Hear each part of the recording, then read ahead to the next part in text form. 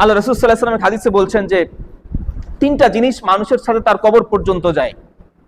একটা হলো তার ধন সম্পদ, আরেকটা হলো তার আত্মীয় স্বজন, আরেকটা হলো তার নেক আমল। আত্মীয় স্বজন তার সাথে কবর পর্যন্ত যায়, তাকে কবরে দাফন করার জন্য জানাজা দিয়ে। দ্বিতীয় হলো তার ধন সম্পদ, তার দাস দাসী যারা ছিল, যাদের জন্য দুনিয়াতে করছে, লালন পালন করছে, সন্তান আদি, এরা তার সাথে কবর পর্যন্ত যায়। আর নেক আমলটা কবর পর্যন্ত যায়। এরপর আল্লাহ রাসূল বলছেন এই তিনটা জিনিস কবর পর্যন্ত যায় ঠিক, কিন্তু দুইটা জিনিস ফেরত চলে আসে। একটা জিনিস তার সাথে কবরে যায়। দুইটা জিনিস ছিল তার আত্মীয় স্বজন আর তার ধন সম্পদ, দুইটাই ফেরত আসে। শুধু নেক আমলটাই তার সাথে কবর পর্যন্ত যায়, কবরের মধ্যে যায়। তো যেটা আমরা নিয়ে যেতে পারবো না সেটা আমরা কেন চুরি করব?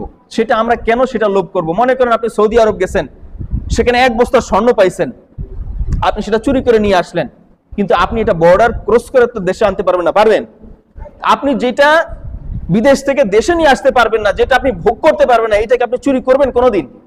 সে যত বড় চোরই হোক, যদি মনে করে যে স্বর্ণটা নিয়ে আমি বাড়ি পর্যন্ত পৌঁছাইতে পারবো না, তাহলে কি সেটা হাত দিবে? সে দিবে না। কারণ কি? সেটা সে ভোগ করতে পারবে না, সেটার প্রতি তার লোভই থাকবে না, সেটা যেখানে আছে সেখানেই পড়ে থাকবে।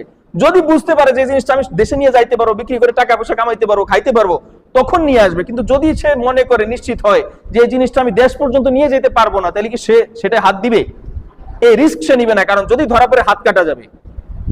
তো আমরা যে জিনিসটা আমাদের পর্যন্ত আমরা আখিরাতে নিয়ে যেতে পারবো না, কবরে নিয়ে যেতে পারবো না, দুনিয়াটা দুনিয়াতেই থেকে যাবে, তাহলে সেটার প্রতি আমাদের এত লোভ থাকার কারণটা কি? কারণটা হলো শয়তান আমাদেরকে ওয়াসওয়াসা দেয়, ওইটার প্রতি লোভ জাগায় দেয়। আল্লাহ বলছেন যুয়্যানা লিন-নাস, মানুষের জন্য অসুন্দর জিনিসটাকেও সুন্দর করে সাজানো হয়েছে, লোভ লালসার বস্তুতে পরিণত করা হয়েছে। যুয়্যানা লিন-নাস হুব্বুশ শাহাওয়াত মিনান নিসা ওয়াল বানিন, সন্তান সন্ততি, স্ত্রী, ধন সম্পদ, টাকা পয়সা, স্বর্ণ রৌপ্য, এগুলাকে মানুষের সামনে সুন্দর করে তুলে ধরা হয়েছে। আসলে সুন্দর না। মেকআপ করা বুঝেন? মেকআপ, মেয়েরা যে মেকআপ করে, পার্লারে যায়, বিয়ের সময় কি করে, যখন পাত্রপক্ষ পাত্রীকে দেখতে যায়, তখন তাকে সুন্দর করে সাজায় গুছায় মেকআপ টেকআপ করিয়া, তারপরে কি জানি এই যে ফাউন্ডেশন ব্যবহার করে তাকে একদম সাদা করে ফেলে। কল্পনাই করা যাবে না যে এর আসল চেহারা কি। তাকে দেখা টেকা বিয়ে দেয়, কিন্তু আনার পরে যখন বাসর রাত্রে দেখবেন বা পরে দেখবেন আপনার স্ত্রী মুখ টুক ধোয়ার পরে একদম কুচকুচে কালো, আপনার পছন্দ না, তার চেহারা কোনো হাই ধোয়া দেয়, মুখে প্রচুর দাগ, তখন আপনার কেমন লাগবে?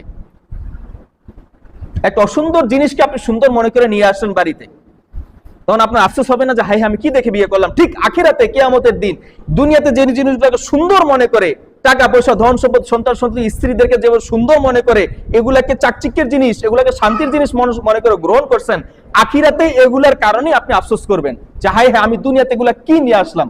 ইয়া লাইতানি কদ্দামতু লিহায়াতি, আল্লাহ বলছেন যে এইভাবে আফসোস করবে মানুষ। ইয়া লাইতানি কদ্দামতু লিহায়াতি, হায় আফসোস, আমি যদি আরো কিছু নেক আমল করে এখানে পাঠাইতে পারতাম, আমি কি নেক আমল করে আসলাম, কি কাজগুলো দুনিয়াতে করে আসলাম, আমি যদি আরো কিছু নেক আমল নিয়ে আসতে পারতাম।